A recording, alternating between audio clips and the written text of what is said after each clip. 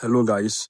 If 2026 is the year you want to fully understand scripture, then this video is for you. The Bible said, and Jesus opened their understandings to the scripture. So I believe there is such a possibility where men could gain full understanding. When Dr. Luke was writing in the book of Luke, he said, having gained perfect understanding of all things from the very first. This happens to form the very reason why he began to write the book of Luke. So there is such a thing called attaining perfect understanding, and it's the goal of every believer. When Paul was writing to Timothy in one of his epistles, he told Timothy to work hard to get approval from God, like a workman that needs not to be ashamed, correctly dividing the word of truth, correctly explaining the word of truth.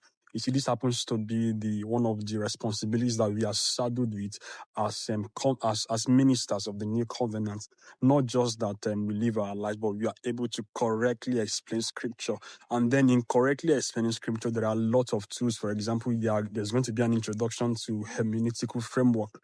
If you check the book of Nehemiah chapter 8, verse 8, the Bible says that they read distinctly the law of the Lord. He said, and they gave sense to it, and they received understanding. So what happens, that's a complete hermeneutical framework, that first of all, you're faithful to the text. And then he said, and they made sense. It means they began to correctly explain, and by that they were furnished with understanding. So fully reading scripture, fully understanding scripture in the year 2026 must be the goal of every believer.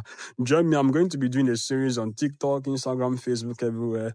But beyond that, I'm going to have to form a community of people who read the Bible every day, of people who understand what the scripture says.